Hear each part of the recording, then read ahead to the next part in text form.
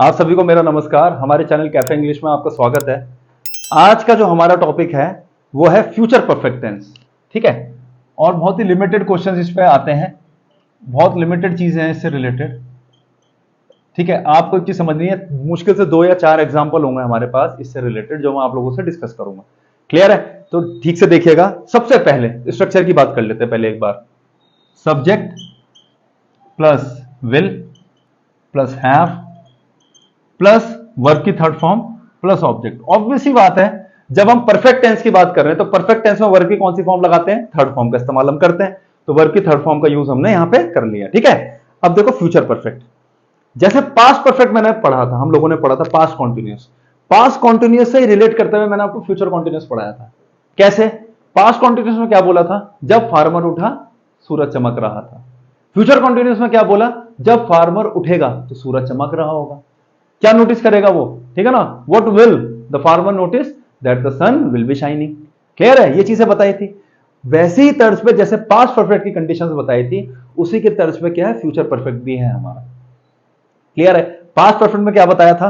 2 events हैं, 2 घटनाएं हैं, दोनों की दोनों पास्ट टेंस से रिलेटेड है। क्लियर है? मतलब दोनों के दोनों जो इवेंट है, ठीक है ना, they happened in the past या they took place in the past tense में, और दोनों आपस में जो रिलेटेड इवेंट है उनमें से एक इवेंट तो पहले खत्म हो चुका था और उससे एक रिलेटेड इवेंट बाद में खत्म हुआ। जो इवेंट पास्ट में, मतलब उसको बोलो पास्ट का फ्रेश इवेंट ही मान लो, चलो दोनों में से जो इवेंट बाद में खत्म हुआ उसको तो रखते हैं सिंपल पास्ट में, और उसी इवेंट से रिलेटेड जो इवेंट पहले खत्म हो चुका था उसको रखते हैं पास्ट परफेक्ट में। ये मैंने आपको चीजें बताई थी वहां पे। इसका एक एग्जांपल सिंपल सा क्या दिया था मैंने? When the patient had died before the doctor came, या the patient died after the doctor had come. ये सारे एग्जांपल्स मैंने आपको दिए थे। सेम फ्यूचर परफेक्ट की कहानी है। फ्यूचर परफेक्ट की कहानी भी क्या कहती है? 2 इवेंट्स हैं, दोनों के दोनों भविष्य पे आधारित है। दोनों के दोनों कैसे आधारित है? भविष्य पे आधारित है। क्लियर है? और एक इवेंट आपको पता है, एक इवेंट दूसरे इवेंट से पहले खत्म हो चुका होगा भविष्य में। तो जो इवेंट, ठीक है ना, पहले खत्म हो चुका होगा भविष्य में, हम उसको किस में रखेंगे? फ्यूचर परफेक्ट टेंस में। अब आप बोलोगे क्या सर ऐसी संभावना है क्या फ्यूचर के किसी इवेंट के पहले खत्म होने की? हम क्या प्रिडिक्शन कर सकते हैं? हो ना हो अलग बात है, पर एक एजम्पशन पे तो चल सकते हैं। कैसे? मैं बताता हूं। मान लीजिए आप किसी कंपटीशन वगैरह की तैयारी करने के लिए आप अपना जो भी नेटिव प्लेस है या जो भी आपका बर्थ सिटी है, जो भी है, वो छोड़ के आप किसी दूसरी जगह प्रैक्टिस कर रहे हो या तैयारी कर रहे हो। क्लियर है? अब आप क्या सोच रहे हो? दिवाली की छुट्टी पे घर जाने की, और आप बहुत एक्साइटेड हो, आपने सामान वगैरह पैक कर रखा है, और आप अपने दोस्त को आज रात को क्या बोल रहे हो? अभी क्या टाइम हो रहा है? तो आपके दोस्त ने कहा भाई अभी हो रहा है 8:45 या 9 बज रहे हैं। तो आप क्या बोलोगे उसको?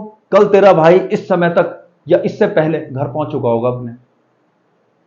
समझ में आ रहा कि कल इस समय तक 9, आपको पता है कि आपका जो टाइमिंग है, ड्यूरेशन, जो जर्नी का ड्यूरेशन है, वो 9 बजे से पहले खत्म हो चुका होगा। ये तो कर सकते हो ना आप।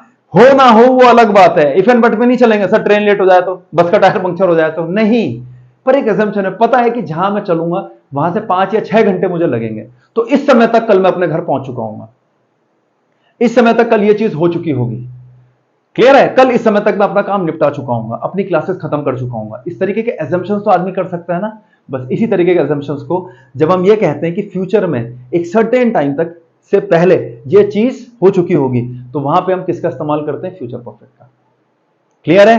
तो यहां पे मैं क्या लिखना चाहूंगा कि मान लो देयर आर 2 इवेंट्स, और इस पे बेस्ड जो बहुत फेमस क्वेश्चन आते हैं वो मैं बता दूंगा अभी क्या है। वो होता फ्यूचर। क्लियर है? सेम कंडीशन जो पास्ट टेंस वाली थी, both of future, and the third one is one gets finished। वहां गॉड था, when gets finished before the other। उसके बाद क्या है? जब ये फ्यूचर परफेक्ट वगैरह सब अभी बेसिक पढ़ लेंगे, 10-10 मिनट 15-15 मिनट की वीडियो में मैं खत्म कर रहा हूं। उसके बाद जब क्वेश्चन डिस्कस करेंगे ना इन पे बेस्ड, तो तुम्हें लग जाएगा कि जो चीज तुम्हें बताई गई है यही चीज बाकी क्लासेस में भी बताई जाती है। फुल लेंथ जो लेक्चर्स कंडक्ट करते हैं ना हम लोग ऑफलाइन बेसिस पे या करते हुए आए हैं, सेम चीज है। बस क्या है कि वहां कंटेंट तो सेम ही है, पर उस पर बेस्ड जो क्वेश्चंस हैं उसकी जो क्वांटिटी है या नंबर जो है वो थोड़ी बड़ी हुई रहती है। बस तुम्हें यहां 2 एग्जांपल बता रहे हैं, क्लास में 15 लिखवाते हैं, 10, पर है सेम ही। चलते हैं वो एक ही तर्ज पे है। ठीक है ना? चलो, तो one gets finished before the other. अब इस पर थोड़ा सा प्रकाश डालते हैं। कैसे? पहला सवाल देखो, the patient will die before the doctor will come। अब देखो यार, द पेशेंट विल डाई, पहला will, before the doctor will come, दूसरा विल, तो दो विल हो गए एक साथ। दूसरी चीज क्या बताई थी, जब जिस दिन फ्यूचर इंडेफिनिट शुरू करा था, इफ हो गया, व्हेन हो गया, अनलेस हो गया, अनटिल हो गया, टिल हो गया, एज लॉन्ग एज हो गया, एज सून एज हो गया, क्लियर है। आफ्टर बिफोर हो गया, इनके साथ विल नहीं लगाना। सबऑर्डिनेट क्लॉज या कंडीशनल, कुछ कंडीशनल क्लॉज को भी वो करते हैं, डिपिक्ट करते हैं, ठीक है ना। और कुछ लोग किसका सेंस प्रोवाइड करते हैं, सबऑर्डिनेट क्लॉज का भी, ठीक है ना। तो सबऑर्डिनेट क्लॉज के साथ विल का प्रयोग नहीं करते, उसको रखते हैं प्रेजेंट इंडेफिनिट में। यहां पता है कि बिफोर के साथ, मैंने क्या बोला था, ठीक है ना। सबऑर्डिनेट क्लॉज वो होता है जिसको एडिशनल इंफॉर्मेशन चाहिए होती है सेंस देने के लिए। देखो इस वाक्य को, द पेशेंट विल डाई, इसमें कुछ चाहिए, no extra information is required. यहीं पे मेरा वाक्य पूरा है, the patient will die, patient मर जाएगा, ठीक है। कंडीशन देखिए, मैंने बोला पेशेंट मर जाएगा भाई, बहुत क्रिटिकल है।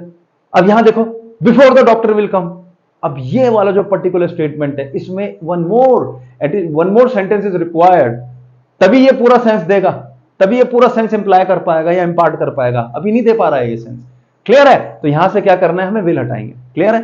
तो बिफोर से क्या करा, विल हटा, बिफोर वाले क्लॉज में कम का क्या हो जाएगा, comes.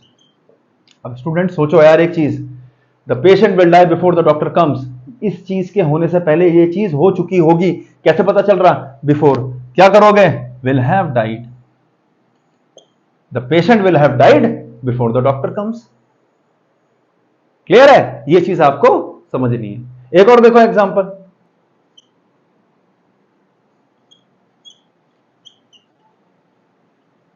The government will accept the demands of the farmers before they will go on strike. ये लो, the government will accept the demands of the farmers before they will go on strike. अब ये पता है before वाले clause में क्या नहीं आएगा, विल, सबसे पहले सबऑर्डिनेट क्लॉज है। ये देखो, ये अपने आप में इंडिपेंडेंट क्लॉज है, the government will accept the demands of the farmers, no extra information is required. पता है कि हाँ, हमें एजम्पशन या जारी सूत्रों से हमें पता चला है कि गवर्नमेंट जो है वो एग्री कर गई है और वो सारी डिमांड्स एक्सेप्ट कर लेगी। इतने तक ये वाक्य बिल्कुल ठीक है, कुछ एक्स्ट्रा इंफॉर्मेशन की जरूरत ही नहीं है हमें।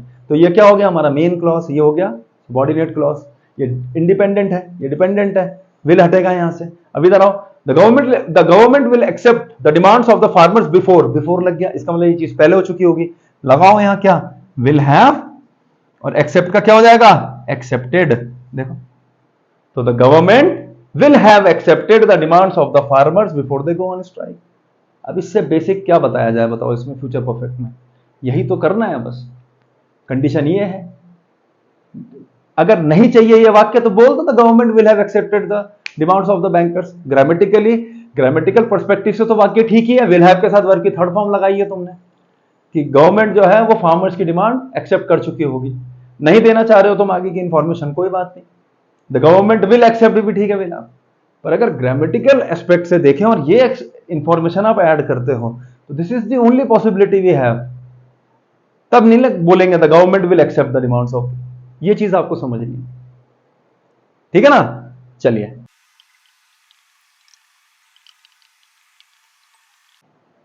The students will already submit the assignment when the teacher will ask for it. पहली सिंपल चीज, व्हेन हटाओ, ये सबऑर्डिनेट क्लॉज को सिंपल प्रेजेंट में रखेंगे, when the teacher asks for it, पहली चीज। अब देखो यहां नहीं है आफ्टर बिफोर, कोई बात नहीं, ऑलरेडी का मतलब पहले से ही, something which has already happened, something which had happened. Past tense में बोलूंगा, पास्ट टेंस के हिसाब से तो ऑलरेडी।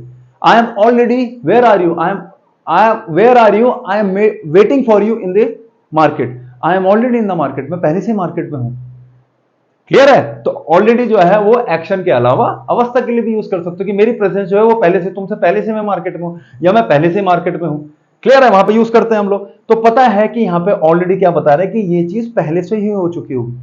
बच्चों ने आपस में डिसाइड कर लिया कि टीचर के पूछने से पहले ही हम अपना असाइनमेंट सबमिट कर चुके होंगे कल, क्लियर है। तो the students will already have submitted, clear है, the students will already have submitted the assignment when the teacher ask for it. ये चीज आपको ध्यान में रखनी है। The teacher will already have submitted, no sorry, the students will already have submitted the assignment when the teacher ask for it. ये चीज आपको ध्यान में रखनी है। तो ऐसे ही हमारा क्या है, फ्यूचर परफेक्ट चलता है। अब सुनिए मुद्दे की बात, जो लास्ट चीज है इस सेशन से रिलेटेड, क्लियर है, और जो कि इंपॉर्टेंट भी है, वो क्या है, पास्ट परफेक्ट में सेंटेंसेस या इवेंट्स की जो ऑकरेंस थी या उनकी हैपनिंग थी, उसके लिए मैंने आपको क्या बोला था कि हमारे पास कुछ कंजंक्शन लगा देते हैं, जैसे आफ्टर हो गया, बिफोर हो गया, ऑलरेडी हमारा एडवर्ब ऑफ फ्रीक्वेंसी है, इनके थ्रू हमें सेंटेंस की सीक्वेंस पता लग जाती है। क्लियर है? तो हमने क्या करा कि ऑलरेडी वाला एग्जांपल देख लिया, बिफोर वाला एग्जांपल देख लिया, पर इसमें आफ्टर वाला एग्जांपल तो अभी तक देखा ही नहीं, आफ्टर वाला। तो चलो आफ्टर वाले पे थोड़ा सा प्रकाश डालते हैं, फिर एक और डिस्कस करेंगे। देखो क्या, ठीक है, आफ्टर वाले के अलावा एक और डिस्कस करेंगे। देखो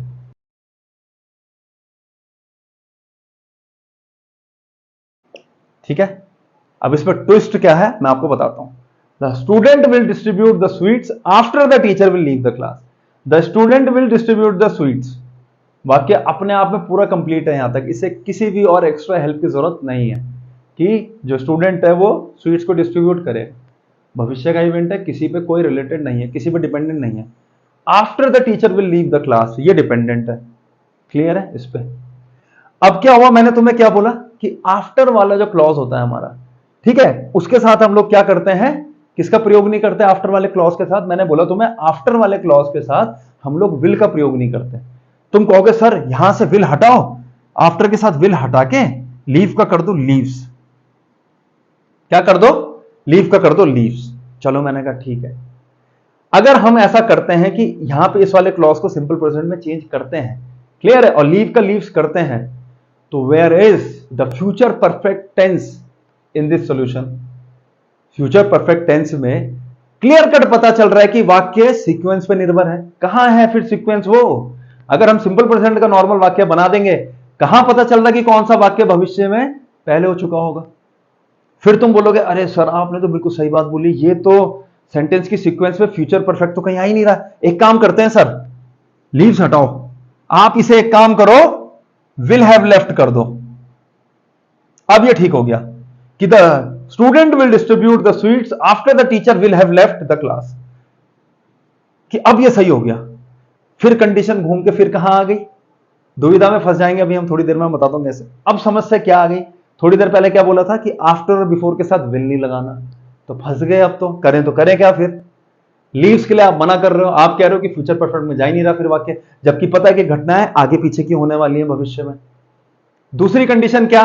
अगर विल हैव लेफ्ट बोले तो ये आफ्टर के साथ ये विल वाली कंडीशन कि आफ्टर विल नहीं लगाना, तो क्या करें? सबऑर्डिनेट क्लॉज में कह रहे हो आप विल नहीं लगाते, तो इसको समझने के लिए सिंपल सा एग्जांपल देखो। अब ये चीज, ये दुविधा से मतलब इसके निवारण के लिए मैं आपको एक सिंपल सा एग्जांपल समझाता हूं, आई होप आप समझ जाएंगे।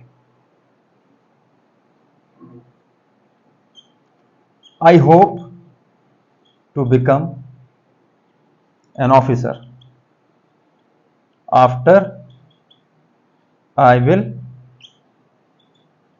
Complete my graduation. ठीक है स्टूडेंट्स, इसको ठीक से देखना, अच्छी चीज है, ये इंपॉर्टेंट पॉइंट है। क्लियर है? I hope to become an officer after I will complete my graduation. इसको अब तक फ्यूचर परफेक्ट वाले पर्सपेक्टिव से हटाओ।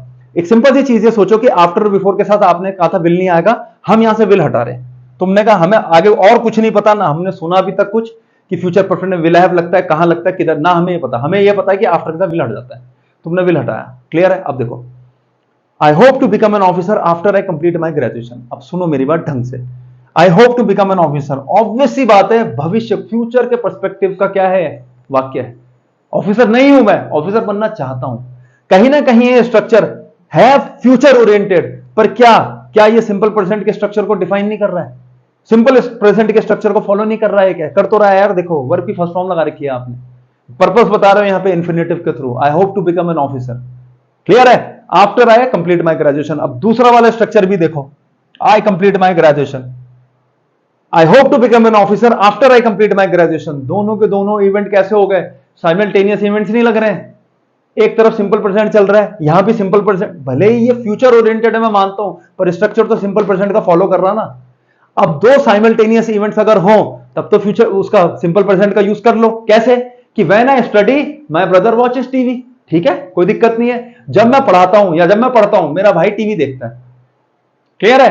क्लियर है? तो ये दोनों साइमल्टेनियस इवेंट्स है, दो अलग लोगों से जो एसोसिएटेड है। पर यहां पे क्या है, यहां पे सीक्वेंस आगे पीछे की है। तो क्या करें अब फ्यूचर परफेक्ट के लिए विल हैव चाहिए होता है, कोई बात नहीं। हमें एक चीज पता है कि future and present are very nearly related, बहुत नियर क्लोज कनेक्शन है फ्यूचर और प्रेजेंट का। देखो भविष्य का वाक्य है पर बता क्या रहा है, प्रेजेंट का स्ट्रक्चर फॉलो कर रहा है। तो क्या करेंगे, आफ्टर वाले क्लॉज को फ्यूचर परफेक्ट में नहीं लिख सकते, कोई बात नहीं, write it in present perfect. ये लो, और तुम्हारा लॉजिक यहां पे बन गया। I hope to become an officer after I have completed my graduation. भविष्य का ही है ये वाक्य, जैसे ये फ्यूचर को डिनोट कर रहा है ना बिना किसी विल शैल के, उसी तरीके से ये भी भविष्य को ही डिनोट कर रहा है आपस में, जब इन पे हम कनेक्शन स्टैब्लिश करेंगे तो। बस यही बेसिक चीज मैं आप लोगों को समझाना चाह रहा था, और यही चीज we are going to apply here. वो क्या, the student will distribute the sweets after the teacher has left the class. बस, कोई बात नहीं, if not in future perfect, make it in present perfect. लो, तो the student will distribute the sweets after the teacher has left the class. ये चीज मैं आप लोगों को समझाना चाह रहा था वैसे इसमें। क्लियर है? तो बिफोर वाले एग्जाम्पल्स तो तुम्हें मल्टीपल दिख जाएंगे। क्लियर है? आफ्टर वाले एग्जाम्पल्स भी सर्च करने की कोशिश करना। क्लियर है? और मैं आपको लॉजिक के साथ समझा रहा हूं ये चीजें। हो सकता है आपको दिखे after the teacher leaves, after the, आपको समझ ही नहीं है एक बात यार, परफेक्ट कहां है उस वाक्य में भाई? जब आगे पीछे की सीक्वेंस है तो परफेक्ट टेंस तो होना चाहिए ना उसमें। क्लियर है? और इसी के साथ अब एक लास्ट एग्जांपल देखिए जो एग्जाम में पूछा भी गया इससे पहले, मतलब एग्जांपल मतलब उसी उससे रिलेटेड बस, ठीक है, उस स्ट्रक्चर से रिलेटेड। देखो देखिए, जैसे फ्यूचर परफेक्ट में अब लास्ट चीज अब देखते हैं, ये आफ्टर वाला केस मैंने आपको समझा दिया। जैसे मैंने आपको बोला था कि कंटिन्यूअस टेंस में प्रेपोजिशन एट का बहुत सिग्निफिकेंट रोल होता है, उसी तरीके से जो प्रेपोजिशन बाय होता है हमारा, उसका रोल होता है क्या, परफेक्ट टेंस में। मैं फ्यूचर परफेक्ट टेंस नहीं बोला, मैंने बोला है बाय का रोल बहुत ही सिग्निफिकेंट रोल होता है किसमें, परफेक्ट टेंस में। क्लियर है? परफेक्ट टेंस मतलब पास्ट परफेक्ट की बात कर लें चाहे आप, चाहे बात कर लें फ्यूचर परफेक्ट की। देखो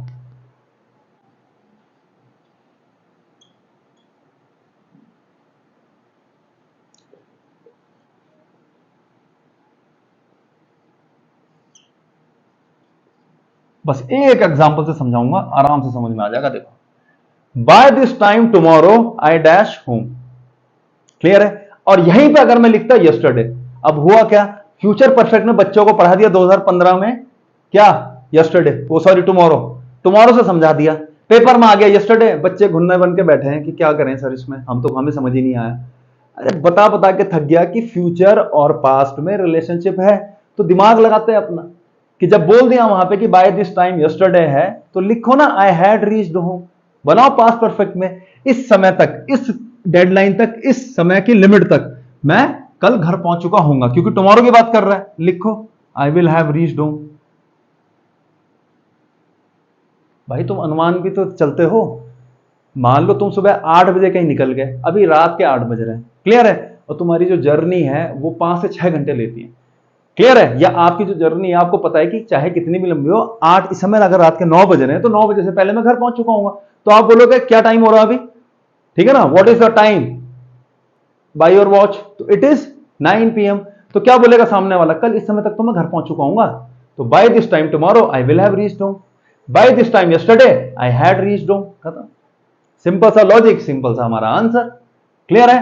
तो चलिए स्टूडेंट्स, इसी के साथ हमारा जो फ्यूचर परफेक्ट होता है वो भी समाप्त होता है। आई होप लास्ट का जो आफ्टर वाला पोर्शन था और ये बाय वाला जो पोर्शन था, इस पर थोड़ा सा फोकस करेंगे, इसको थोड़ा सा ध्यान में रखेंगे, ठीक है ना। और अब the only topic we have is, the only topic remaining is future perfect continuous. तो अगली वीडियो में हम उसको समाप्त करेंगे। धन्यवाद।